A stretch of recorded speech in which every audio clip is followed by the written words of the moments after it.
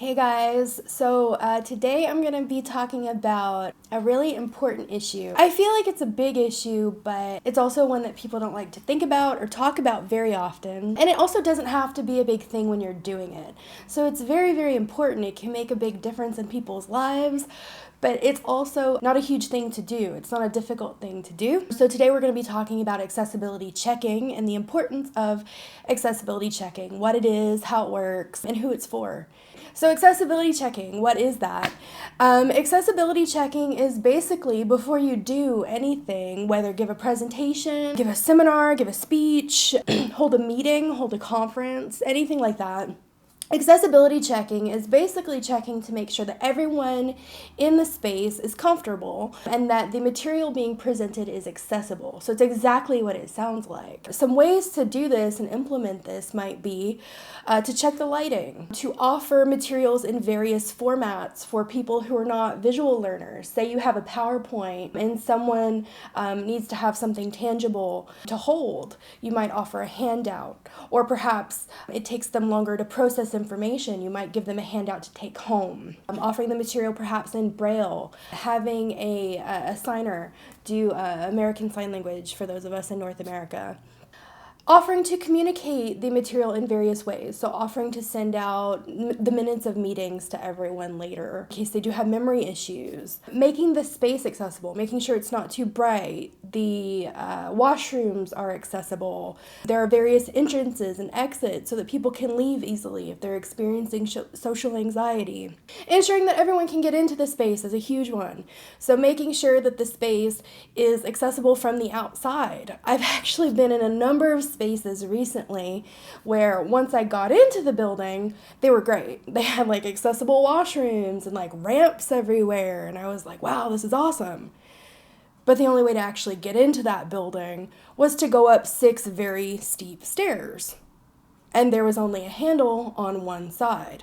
So if I had had a mobility device, I would have been screwed. If I had been in a wheelchair, I would have been really screwed. If I had needed a companion to help me up the stairs because the stairs were so narrow, they wouldn't have been able to do that.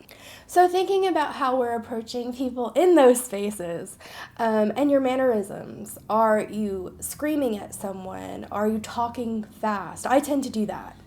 I'm so guilty of that all the time. And I don't slow down and I don't stop to think about how that's impacting and affecting those around me. And that's like kind of ableist, right? Like sometimes we even need to stop ourselves and kind of step back, take a deep breath, shake out our own nervousness and start again.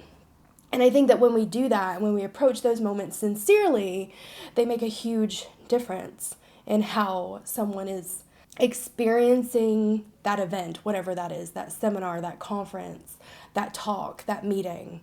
So just little things. And again, does accessibility checking have to be huge? Does it have to be like a big deal? No, it doesn't. So again, having a handout ready, emailing the minutes of a meeting, checking the lighting, just announcing there are washrooms, here and here. Feel free to get up and go. Oftentimes, the biggest thing you can do for someone is give them permission to be. So what do I mean by that? Let's unpack that. That's a huge thing because it means a lot of different things to a lot of different people, and it always will.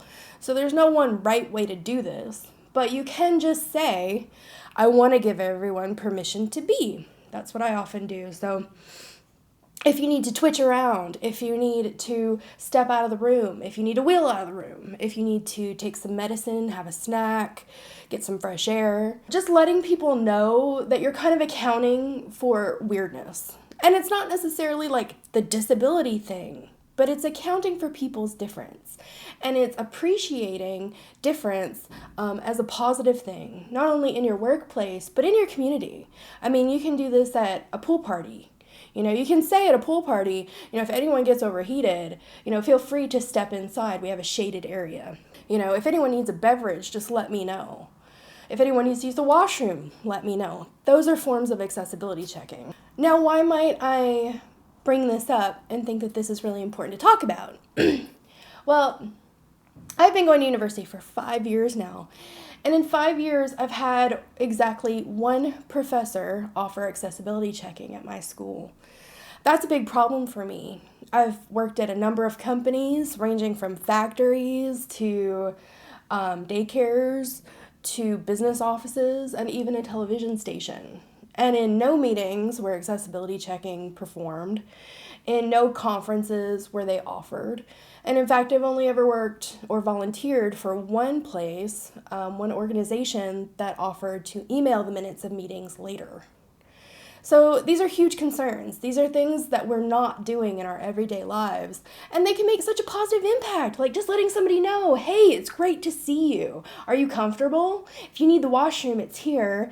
If you need assistance at any time, let me know. If you need a beverage, let me know. That's accessibility checking. And it often is just, as I say, making someone feel welcome.